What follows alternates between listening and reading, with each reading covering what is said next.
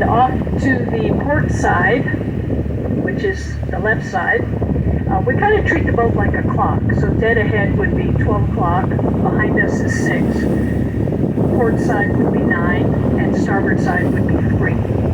So coming into 9 o'clock now is the Portsmouth Naval Shipyard. And this shipyard was opened in 1800. It's the longest continually running shipyard in the nation. Of course, when it started, they were building sailing vessels. And I think Mr. Badger, who was over on Badger Island, was actually the first guy hired to start shipbuilding over here in the shipyard. This shipyard built sailing vessels, and then just before World War I, it started to produce submarines. Provided submarines for World War I, and then really kicked into gear during World War II. Quick aside, those little birds you see flying by the net there, those are common terns, and they're just coming back now. And we'll talk more about them when we get out towards Isles of Shoals. But it's nice to see them back for the season.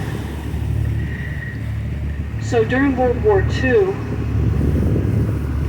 many vessels were put out to sea here by a tremendous workforce of 25,000 employees.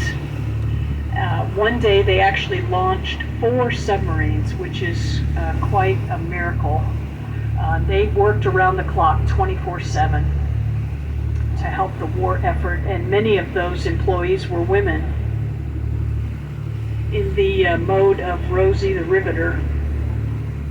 So this, they continued to build submarines until 1969. I think the last boat was launched.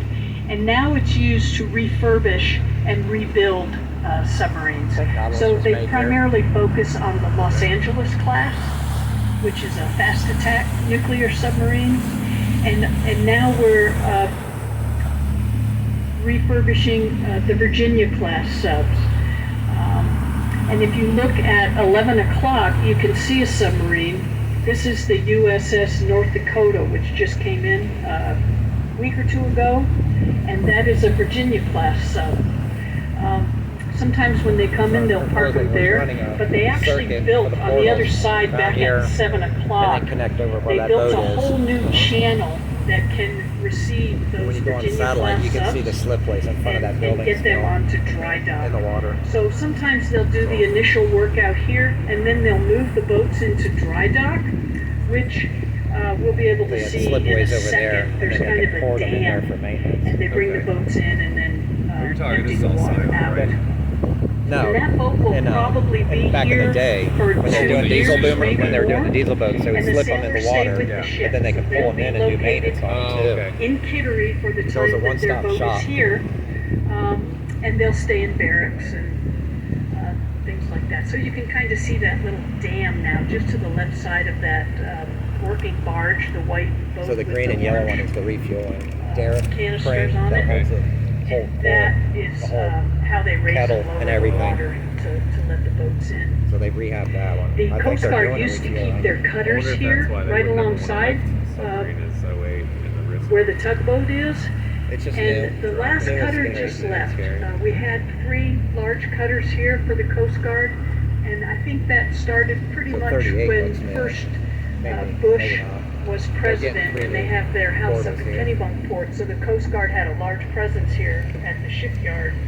But now that the Bushes are gone, slowly the Coast Guard action in this area has decreased. There's still emergency boats at the Coast Guard station, which will be coming up in a little bit. So this is still a very active base, and hopefully we'll be refurbishing submarines for years to come. There's still a lot of employees here, at least 5,000, maybe more. I don't think they do around the clock shifts anymore. They do 2 shifts.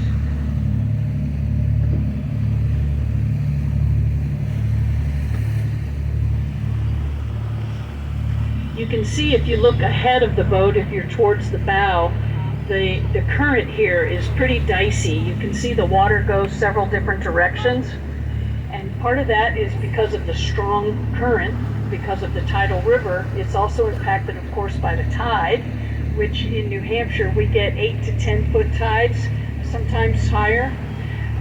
So it's a pretty high tide normally, and then with climate change it seems to be getting higher and higher.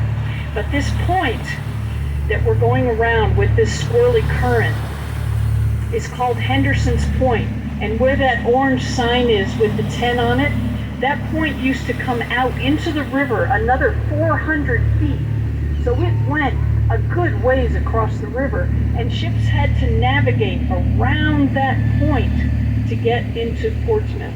That point was called Pull or Be Damned Point, because if you didn't row and haul and pull your boat across, you were in for a little shipwreck. So it was a really hard point to pass. Finally, in the early 1900s, they got 50 tons of dynamite, which was, I think, the largest amount ever at that point. And they blew this point up, and they had advertised it. 20,000 people came to watch, thinking it would be so strong it would knock the earth off its axis. But it didn't, and I don't think it was as big a deal as they hoped. And then they cleared out the rock, but part of the reason that current is so squirrely back there is because it's still a really rocky, uneven edge. And partly for that reason, when big cargo ships come in to the harbor, the pilot from Portsmouth goes out of the river to meet those boats and drive the ships in. The ship captains do not drive their own ships into, they usually go up the river to Simplex, or there's a Irving company up there. So the knowledgeable pilot directs them into the harbor. Got to keep the legacy going. Yeah, that was just. There are several yacht clubs along the river. One of them is at 3 o'clock now, and they're named in a really funny way, because the one over on the starboard side is the Kittery Point Yacht Club. Well, I hate to tell them, but that's New Hampshire side, so it's kind of screwy.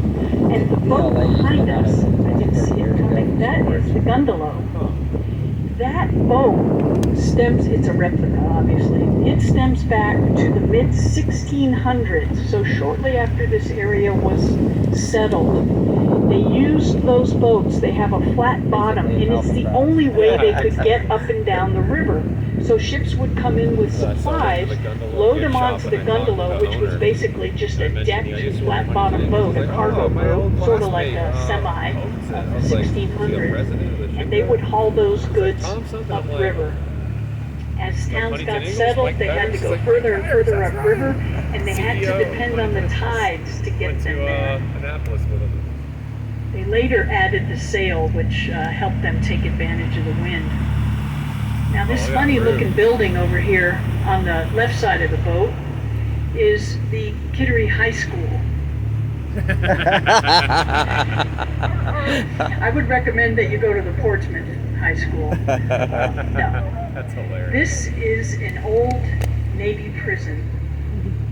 It was built in 1904 and completed all of the wings by 1914, except the far left-hand side. As you look at it, the squared-off side, that was built in 1943. You can kind of tell the difference in architecture.